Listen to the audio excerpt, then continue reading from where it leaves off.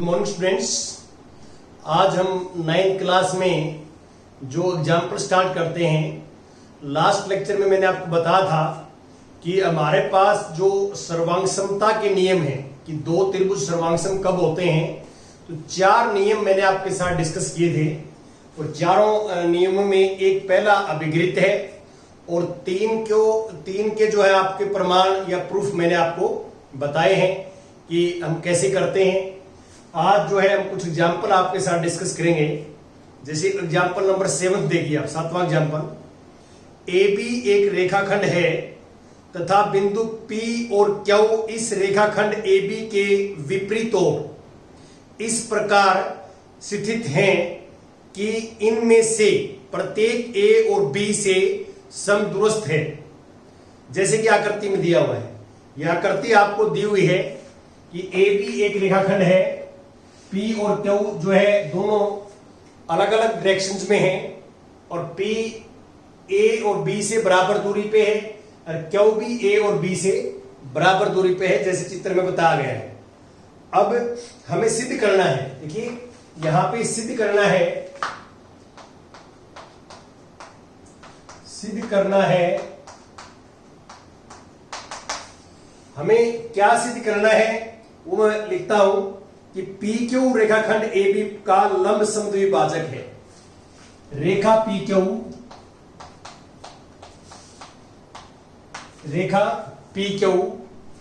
रेखाखंड AB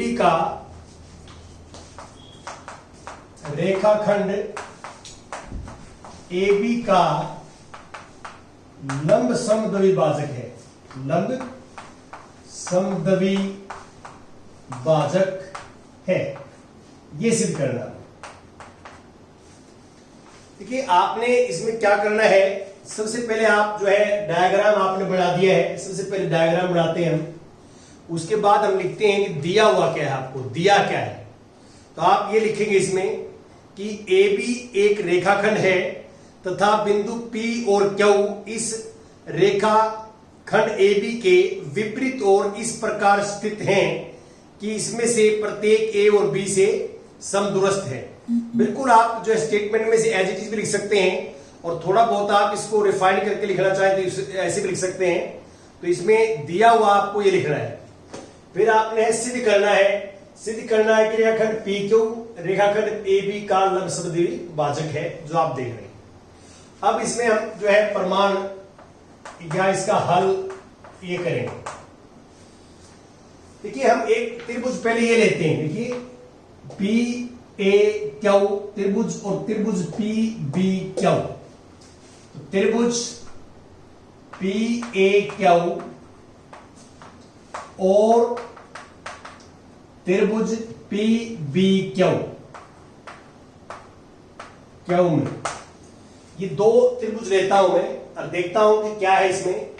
सबसे पहले मैं लिखता हूं कि PA बराबर है PB, ये दिया हुआ है। और फिर मैं इसमें लिखता हूं कि QA बराबर है QB, ये भी दिया हुआ है, स्टेटमेंट में दिया हुआ है। और अब मैं लिखता हूं PQ इक्वल टू PQ, ये उभयनिष्ठ है।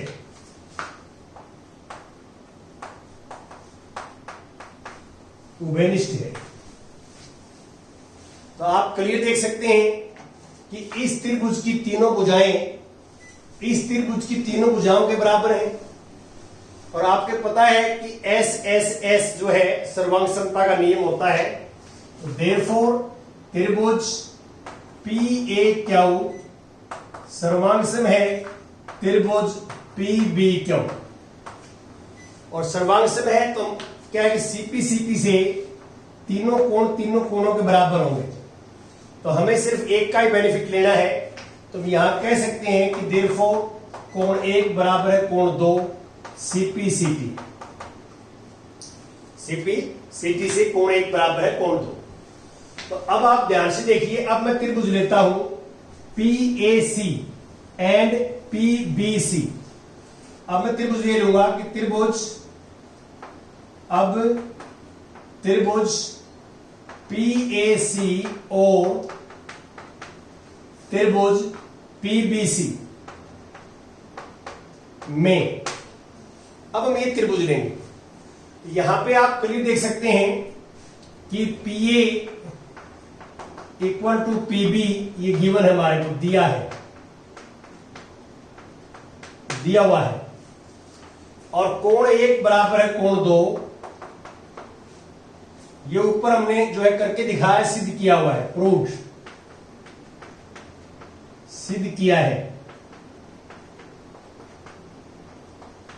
सिद्ध किया है, या फ्रॉम 1 से लिख दो ऊपर CP से, और फिर हम लिखते हैं PC इक्वल टू PC।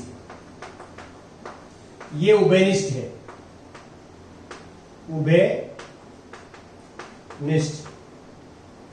संज है, कॉमन है। तो आप देख सकते हैं कि इस त्रिभुज की दो भुजाएं और उनके बीच का कोण बराबर है इस त्रिभुज की दो भुजाओं और उनके बीच के कोण के बराबर है। ये हमारा पहला जो अभिगृत होता है वो हमने लगाया है, देयरफॉर त्रिभुज PAC सर्वांगसम त्रिभुज PBC, ये सर्वांगसम है। ये नियम हमारे पास यहां हो जाएगा, ये SAS नियम से, और ये त्रिभुज सर्वांगसम हुई थी ये SSS नियम से, SS रूल से। ये हमारे पास रूल लग गया हमारे। अब हम करना क्या चाहते हैं, आप यहां देखिए सिद्ध क्या करना हमें कि रेखा PQ रेखाखंड AB का लंब समद्विभाजक है। तो हम ये रखना चाहते हैं कि भी ये जो रेखा है इस पर लंब भी है, तो यहां पे कोण 3 बराबर है कोण 4। यहां लिख देता हूं, चलो मैं, इसके बाद आप यहां लिख देते हैं कि कोण 3 बराबर है कोण 4। ये CPCT, कोण 3 बराबर है कोण 4, CPCT से कोण 3 और कोण 4 का जोड़ 180 डिग्री है। क्यों? रेखिक युगम अभिगृत, यहां लिख देंगे, यहां पे रेखिक युगम अभिगृत, ये लिख देंगे। अब आप इन दोनों से देखिए ध्यान से, यहां मैं ये कह रहा हूं कि कोण 3 कोण 4 के बराबर है, और यहां ये कह रहा हूं कि कोण 3 और 4 का जोड़ 180 है। तो दोनों बराबर है और दोनों का जोड़ 180 है।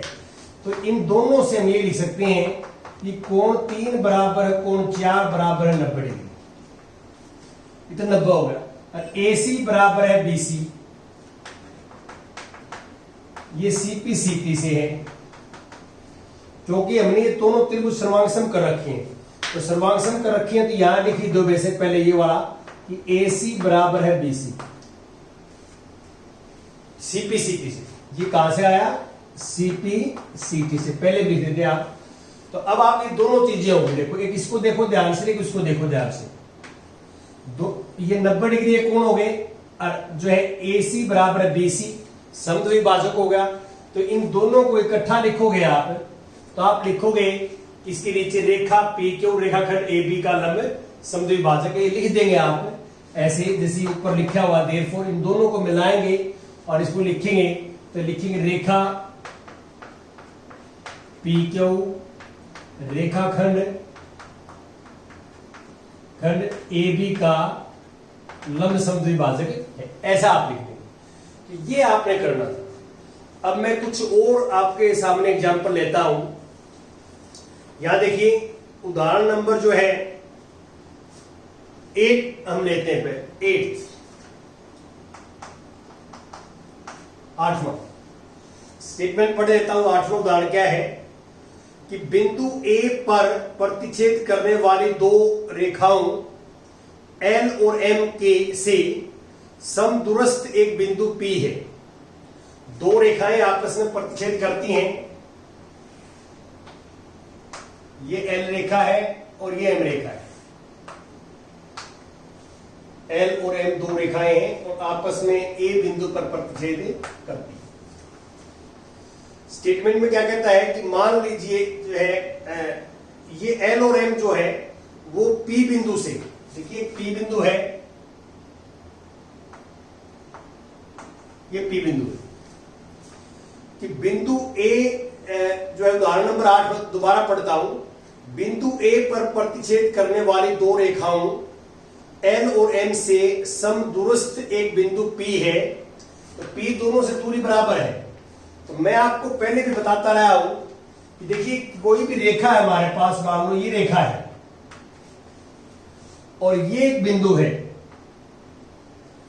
हमने इस रेखा की इस बिंदु से दूरी निकालनी हो तो ये ऑटोमेटिक मीनिंग ये है कि इसकी लंबवत दूरी, लंबवत 90 डिग्री का कोण है, ये दूरी मानी जाएगी। ये मतलब जो है ऑटोमेटिक मीनिंग है कि किसी भी रेखा का किसी बिंदु से डिस्टेंस या दूरी निकालनी है तो उस बिंदु से उस रेखा पर लंब डाल देते हैं हम, और जो लंबवत दूरी होती है वो हमारे पास वो दूरी मानी जाती है, उस बिंदु की उस रेखा से दूरी मानी जाती है। तो अब P दोनों से दूर है तो यहां से भी लंब डालेंगे हम और यहां से भी लंब डालेंगे, और ये लंब जो है मान लो सपोज करता हूं ये C पर लंब डलता है, B पे कोई दो बिंदु मान लेते हैं और AP को मिलाओ। या आप जो है रचना भी कर सकते हैं इनको, और लिखा हुआ है दर्शाई की रेखा AP दोनों रेखाओं के बीच के कोण को समद्विभाजक करता है, इसको डायरेक्ट करना पड़ेगा। ये दे रखा हमारे स्टेटमेंट में कि इसको A कोण को समद्विभाजक करता है, तो हमने वह सिद्ध ये करना है कोण 1 बराबर है कोण 2। हमने सिद्ध करना है कोण 1 बराबर है कोण 2। तो सबसे पहले तो आप जो है दिया हुआ लिखेंगे, इसके अंदर दिया है।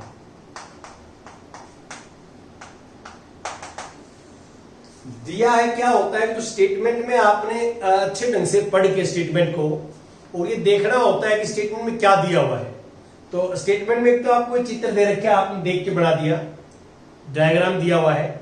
फिर आप ये लिखेंगे दिया हुआ में कि बिंदु A पर प्रतिच्छेद करने वाली दो रेखाओं L और M से समदूरस्थ एक बिंदु P है। P जो है L और M से समान दूरी पर है। आप अपनी लैंग्वेज के अंदर भी लिख सकते हैं इसको, यदि आप इसको और बढ़िया लिख सकते हैं तो आप लिख सकते हैं। और हमें सिद्ध करना है, सिद्ध करना है कि कोण 1 बराबर है कोण 2। देखो मैंने चित्र में कोण 1 और कोण 2 को जो है मेंशन कर दिया है कि कोण 1 बराबर है कोण 2 हमने सिद्ध करना है। तो अब हम प्रमाण पे आ जाते हैं। इसके प्रमाण बड़ा आसान है। हम एक बार तो त्रिभुज लेंगे ABP, त्रिभुज ABP और त्रिभुज ACP में ये हम त्रिभुज लेते हैं, क्योंकि कोण जो है 3 है, ये कोण 4 है। तो सबसे पहले मैं लिखता हूं इसमें कि कोण 3 बराबर है कोण 4। ये दोनों 90 डिग्री के समकोण है। तो लंब डाले गए हैं, दूरी के लिए लंब डालना पड़ता है, लंब प्रत्येक 90 डिग्री का होता है, आपको पता ही है। दूसरा मैं लिखता हूं AP इक्वल टू AP। ये वैसे उभयनिष्ठ है लेकिन कर्ण है, दोनों में उभयनिष्ठ। और तीसरा मैं लिखता हूं कि PB इक्वल टू PC। ये दिया हुआ है। ये P बिंदु जो है L और M से समदूरस्थ है, समान दूरी पर है, तो इसलिए ये दिया हुआ है। तो ये 90 डिग्री का कोण है, इसको तो बोलते हैं हम समकोण, इसको बोलते हैं कर्ण। देखो 90 डिग्री के सामने वाली भुजा कर्ण होती है। ये ध्यान रखा, त्रिभुज कैसे ही बनी हो, जो त्रिभुज में 90 डिग्री का एंगल होता है, 90 डिग्री का कोण होता है, उसके सामने वाली जो भुजा है वो कर्ण होती है। और कर्ण जो है त्रिभुज में सबसे बड़ी भुजा होती है, ये आपको पता है।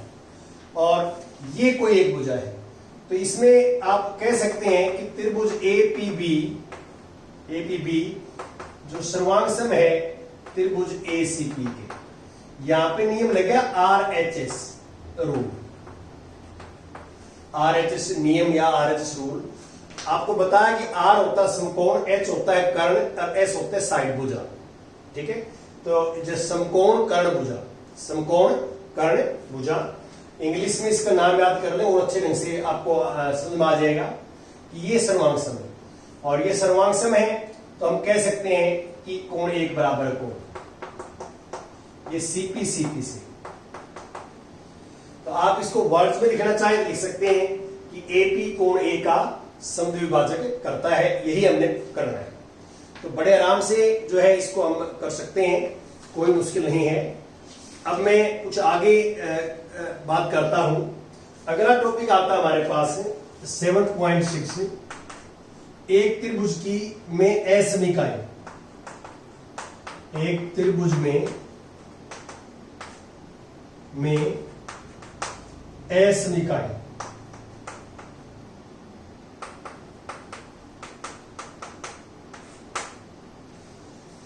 देखो अभी तक हम जो है दो त्रिभुजों में आपस में जो बराबर पार्ट होते थे, समान पार्ट होते थे, जो समीकाएं होती थी, उनको हम डिस्कस करते थे।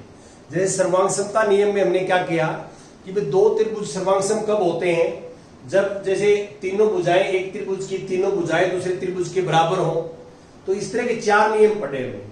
तो उनमें जो खास बात थी कि वो आपस में जो कॉरस्पॉन्डिंग पार्ट्स थे वो बराबर थे, इक्वल थे। लेकिन कई बार क्या है कि हमारे सामने ऐसी सिचुएशन भी आती है कि दोनों वस्तुएं या दो कोई भी चीज आपस में समान नहीं होती, लेकिन फिर भी हम उनकी कंपैरिजन करते हैं। जैसे मान लो ये कोई रेखाखंड है ए बी और ये है कोई सी डी। तो आप क्लियर देख सकते हैं कि सी डी जो है ए बी से बड़ा है या ए बी सी डी से छोटा है। कोण में भी आप कर सकते हैं कोण, ये कोण है मान लो ये है 30 डिग्री का कोण है और ये 60 डिग्री का है। तो कोणों में भी छोटे बड़े हो सकते हैं, और जो है लाइन सेगमेंट रेखाखंड में भी हो सकता है, और त्रिभुजों के अंदर भी हम जो है आपस में असमानताएं हो सकती हैं, छोटे बड़े हो सकते हैं। तो अब हम जो हमारा टॉपिक है कि हम त्रिभुजों में असमीकाओं से क्या अर्थ है। देखिए इसमें कुछ रिजल्ट्स हैं जो हम प्रैक्टिकली जो है रियलाइज कर सकते हैं, और हम एक्टिविटी से भी रियलाइज कर सकते हैं कि ऐसा होता है। जैसे सबसे पहले तो मैं बात करता हूं कि किसी भी त्रिभुज के अंदर, देखिए अब आपको मैं एक त्रिभुज बनाता हूं कि ये मान लो मेरे पास एक त्रिभुज है।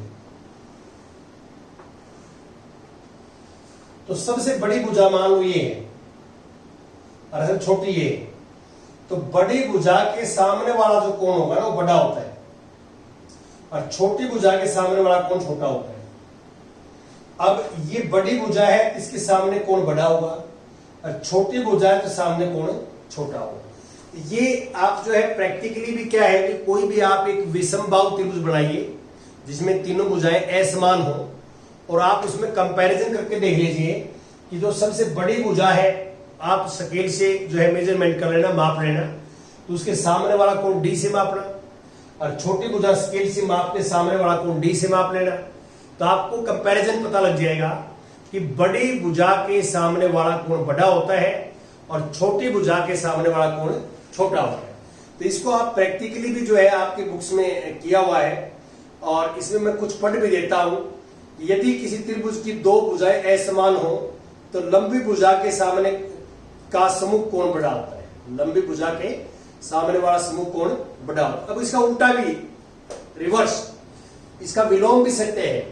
विलोम सत्य क्या है कि कोई त्रिभुज है तो उसमें कोई बड़ा कोण है, बड़ा कोण है, सामने वाली भुजाएं बड़ी होती है, सामने वाली भुजा भी बड़ी होती है। तो आप जो है इस तरह की बहुत सारी एक्टिविटी जो है अपने कर सकते हैं, बुक में दी हुई है, आप पढ़ सकते हैं, समझ में आ जाएंगी। और ये मेजरमेंट वाली एक्टिविटी तो बड़े आराम से प्रत्येक बच्चा कर ही सकता है कि कोई भी आप विषमबाहु त्रिभुज बना लीजिए, तो उसमें उनकी कोण माप लीजिए। आपने मान लो सपोज करता हूं कि आपने ये बनाई, उसे कोण माप लिए। ये कोण सपोज करता हूं कि मैं 100 डिग्री का है, ये कोण जो है 40 डिग्री का है, 30 डिग्री का है, और ये 50 डिग्री का है। तीनों का जोड़ 180 डिग्री है। अब आप देख रहे हैं कि ये 100 डिग्री का है, इसके सामने वाले भुजा मापना आप, और 30 के सामने वाले मापना। तो छोटी जो छोटा कोण है उसके सामने वाली भुजा सबसे छोटी मिलेगी, और जो बड़ा कोण है उसके सामने वाली भुजा सबसे बड़ी मिलेगी। तो ये आप प्रैक्टिकली जो है करके देख सकते हैं और रियलाइज कर सकते हैं कि ऐसा होता है। तो मैंने आपको दो रिजल्ट्स बता दिए हैं। पहला तो रिजल्ट ये बताया है कि किसी भी त्रिभुज में जो बड़ी भुजा है, बड़ी भुजा, उसका सम्मुख कोण बड़ा होता है। और फिर इसका विलोम बता दिया, किसी त्रिभुज में कोई कोण सबसे बड़ा है तो उसके सामने वाली भुजा सबसे बड़ी होती है, कि किसी त्रिभुज में बड़े कोण की सम्मुख भुजा बड़ी होती है या लंबी होती है। अब मैं आगे की तरफ चलता हूं कि ये प्रमेय त्रिभुज की किन्हीं दो भुजाओं का योग तीसरी से बड़ा होता है। ये जो है त्रिभुज के लिए एक नेसेसरी कंडीशन है। कभी भी आपने ये त्रिभुज के बारे में शंका हो तो इस बात के ऊपर चर्चा होनी चाहिए कि कोई भी दो भुजा जोड़िए आप। जैसे मान लो ये ABCD है, ABC है, तो इसमें त्रिभुज की तीन भुजाएं हैं, तो किन्हीं भी दो भुजाओं का जोड़ AB प्लस BC बड़ा होगा, AB प्लस BC बड़ा होगा AC से, और AB प्लस AC बड़ा होगा BC से, और BC प्लस AC बड़ा होगा AB से। जो त्रिभुज इस नियम को फॉलो करेगी, मतलब कोई भी दो भुजाओं का जोड़ तीसरी से बड़ा है तो त्रिभुज बनेगी। यदि कोई नियम, मान लो तीन डिस्टेंसेज है हमारे पास और तीनों डिस्टेंसेज में ऐसा है कि दो का सम तीसरी से बड़ा है, तो वहां त्रिभुज जो है बनने के चांसेस है, वहां त्रिभुज बनेंगे। और त्रिभुज के अंदर जो है ये हम चेक करके देख सकते हैं कि दिस इज ऑलवेज ट्रू, ये हमेशा ट्रू होता है, ऐसा हो सकता है। अब मान लो तीन हमारे पास डिस्टेंसेज हैं, अलग अलग दूरियां दे रखी हैं, और तीनों डिस्टेंसेज में ये रूल फॉलो करता है कि दो का सम तीसरी से बड़ा है, तो उन तीनों डिस्टेंसेज से एक त्रिभुज बन सकती है, उन तीनों डिस्टेंसेज से एक त्रिभुज बन सकती है, त्रिभुज बन जाएगी यदि आप उनको कोशिश करेंगे। तो ऐसा दिस इज ऑलवेज ट्रू। और ये एक जो है त्रिभुज के लिए हायर क्लासेस में जाके हम चेक भी करते हैं कि कई बार हमारे को जो है बिंदु दिए होते हैं और चेक करना पड़ता है कि क्या इन तीन बिंदुओं से त्रिभुज बनेगी। तो वहां ला यही होता है, यही ला होता है कि दो का सम तीसरी से बड़ा होना चाहिए। यदि ऐसा है तो वो त्रिभुज बनेगी। और इसका हम नेक्स्ट टाइम जो है प्रूफ भी करेंगे नेक्स्ट लेक्चर्स के अंदर कि त्रिभुज में किन्हीं भी दो भुजाओं का जो है जोड़ तीसरी से बड़ा होता है। ये हम नेक्स्ट लेक्चर में डिस्कस करेंगे।